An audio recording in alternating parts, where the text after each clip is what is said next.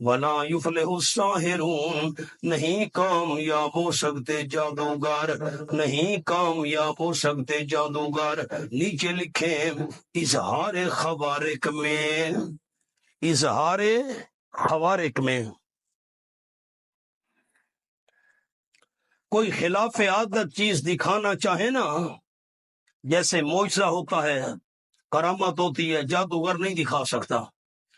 ولا یفلح الساحرون، نہیں کامیاب ہوا کرتے جادوگر۔ مولانا میں نے آپ کو حاشیہ لکھوایا تھا، جو نبوت کا دعویٰ کرے اس کے ہاتھ پر اللہ خوارق ظاہر کرتا ہے۔ کوئی ذہن میں ہے کسی کے؟ آپ کو جب یاد ہی نہیں ہے میں کیا کروں؟ آگے چلیں۔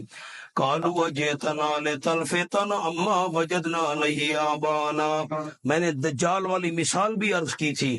دجال خدائی کا دعویٰ کرے گا، بارش آ جائے، بارش برسنے لگ جائے گی، زمین سے فصلیں نکل آئیں گی۔ جو خدائی دعویٰ کرے اس کے ہاتھ پر اللہ کریم خوارق خلاف عادت چیزیں ظاہر کرتا ہے، اور جو نبوت کا دعویٰ کرے اس کے ہاتھ پر اللہ خوارق ظاہر نہیں کرتا۔ کیوں؟ فرق بھی میں نے عرض کیا تھا۔ اگر کوئی خدائی کا دعویٰ کرے، ہے انسان، کہتے میں خدا ہوں، ویسے آپ حیران نہ ہوں، ہمارے جو استاد تھے، میں نے صبح ذکر کی تھا، حضرت مفتی عبدالحکیم صاحب رحمۃ اللہ علیہ، ان کے والد صاحب تھے مفتی غلام محمد صاحب رحمۃ اللہ علیہ، یہ مراد آباد کے فاضل تھے، یہ دیوبند کی شاخ تھی۔ تو حضرت مفتی غلام محمد صاحب رحمۃ اللہ، میں نے ان کو دیکھا تھا، اس وقت وہ معذور تھے، فالج زدہ تھے، بیمار رہتے تھے۔ تو حضرت بڑے فرمایا کرتے تھے، مفتی غلام محمد صاحب فرماتے تھے کہ ہم لاہور میں پڑھتے تھے، حضرت مولانا لاہوری رحمۃ اللہ علیہ کے پاس دورہ تفسیر لاہور، یعنی آج سے وہ 100 سال پہلے کی تو بات ہوگی۔ تو ایک آدمی نے دعویٰ کیا میں خدا ہوں، اس کو بھی لوگ ماننے والے بن گئے، بھئی یہ خدا ہے۔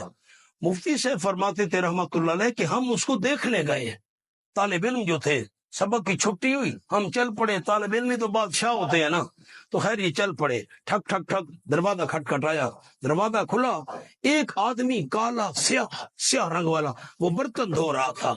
تو خیر ٹھک ٹھک ٹھک، ہم طالب علموں نے پوچھا بھئی خدا صاحب سے ملنا ہے، صاحب ہی کہنا تھا نا، ملاقات جو کرنی تھی، خدا صاحب سے ملے۔ انہوں نے کہا وہ تو سویا پڑا ہے، یہ کون ہے؟ انہوں نے کہا یہ اسرائیل ہے جو کالا بیٹھا تھا۔ تو مجھ سے فرماتے ہیں اس کو بھی ماننے والے لوگ ہو گئے، بس کیا کریں۔ حاشیہ میں نے آپ کو لکھوایا تھا، وہ یاد ہے آپ کو؟ ہاں نا بھی نہیں، مجھے یاد ہے، کہاں لکھوایا تھا؟ کہاں؟ مشکل ہے کہ یاد ہو، کہاں لکھوایا تھا یہ حاشیہ؟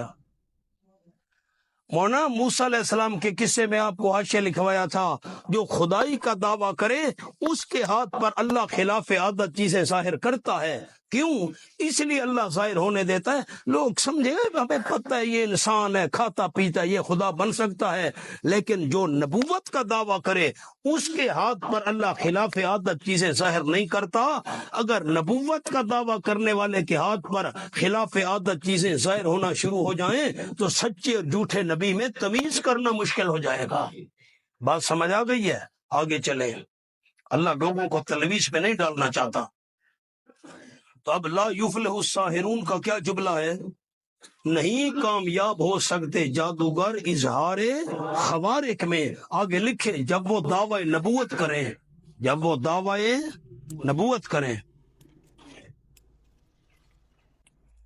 ہے جادوگر،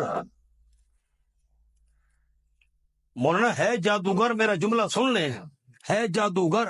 اچھا میرا بچپن تھا، میں بہت چھوٹا تھا، میں والد صاحب کے ساتھ جا رہا تھا جمعے کی نماز پڑھ کر، بہت چھوٹا تھا، ہاتھ پکڑ کر، تو ہم نے دیکھا ایک آدمی تھا، اس نے بچے کی گردن ذبح کی ہوئی تھی، لوگ کھڑے تماشا دیکھ رہے، گردن کٹی ہوئی تھی، خون بہ رہا تھا۔ میں تو ڈر گیا، بھئی میں تو بچہ تھا چھوٹا سا، نہ سمجھ، یعنی والد صاحب ہاتھ پکڑ کر لے جا رہے تھے، اتنا تو چھوٹا تھا میں، تو رکے اور دیکھنے والوں کو نظر آتا تھا اس کی گردن کٹی ہوئی۔ تھوڑی دیر بعد بچہ کھڑا ہو گیا، میں تو ڈر گیا، سچی بات ہے۔